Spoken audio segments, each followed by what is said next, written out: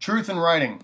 Still on this subject. I know I did a video about it the other day regarding Ty Cobb and being a writer and making sure that you're telling the truth. Unlike Al Stump, who wrote the autobiography for Ty Cobb and more or less made up a gazillion things about the man, destroying his reputation, which 50 years later is just now being put back together. Anyways, moving on from that, I want to talk about really finding the truth when it's extremely, extremely, extremely difficult, which would be when the government covers up what has happened in whatever situation. Now, this situation I'm going to talk about is regarding the Korean War. The Korean War has a large part in my book that I'm working on, my upcoming novel. And one of the main characters is a Korean War veteran.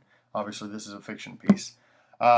Anyways, as I've done my research, reading books, watching documentaries, interviewing people, you come to find out that over the past 60 years, a lot of those things that took place that you thought happened a certain way wound up not happening how you thought it was. And I'm going to just point out one thing in particular. In July of 1950, now this is the beginning of the Korean War, the North Koreans came across the 38th parallel. And when they did that, they immediately took Seoul, the capital of South Korea, and then they moved straight down into Daejeon, which is one of their biggest cities, one of South Korea's biggest cities. Now, this is where things get gray. For the longest time, really almost 60 years, it was perpetuated and believed to be that the the North Koreans, when they got to Daejeon, ended up executing 200,000 plus South Korean civilians. And that was swallowed hook, line, and sinker because, as the U.S. And the South Koreans were our ally, obviously we were going to believe that. We were being told that. And so, now that's not to say that the North Koreans didn't commit their atrocities, but at the same time, so did the South Koreans. And that, a lot, was covered up because the U.S. wanted to protect the reputation of the South Koreans. Why? Because during that time, and I'm sure you've heard of the Cold War, but during that time, it was a fight against communism. And the North was communist, the South was democratic. Democratic, but still under a dictatorship, if you will.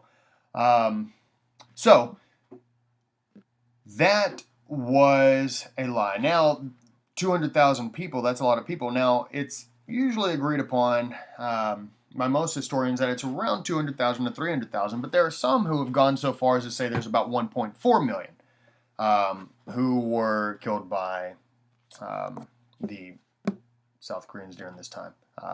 And these people were political prisoners. They were North or communist sympathizers. So the South Koreans felt that they had justification for killing all of these people. Obviously, that's not true. But they did it anyways. You can classify it as genocide, as I think it most definitely should be, because you're not eliminating a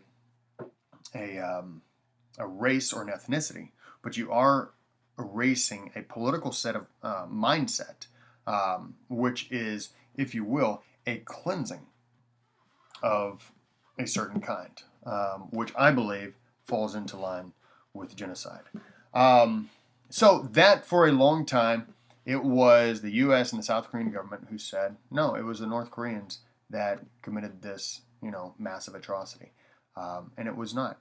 And just here recently, 2008, the South Korean government decided, you know what, we're going to go ahead and bring this to light 58 years later, 58 years later, I'm sorry, and make amends, or at least apologize. So they created the Truth and Reconciliation Commission. And So they have brought this to light, and now the truth is out. And here's the thing, as writers, and I'm quickly in this, as writers, you are going to run into situations like this to where the government covers up certain things. And you won't know the truth.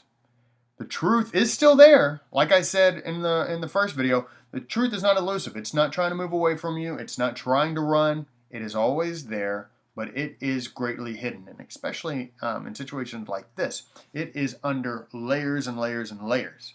And not just red tape. We're talking thick cement, titanium, steel, whatever. It is almost impossible to get through, but you will discover that depending on what it is, you will be able to get through to it and find that truth, but you have to work. You have to find it. I didn't find this truth on my own. It was brought up, obviously. But anyways, that's something that, as a writer, you have to deal with. You have to deal with those things. So keep writing. Keep working hard. Keep your nose to the grindstone. And always, always, always, always search for truth.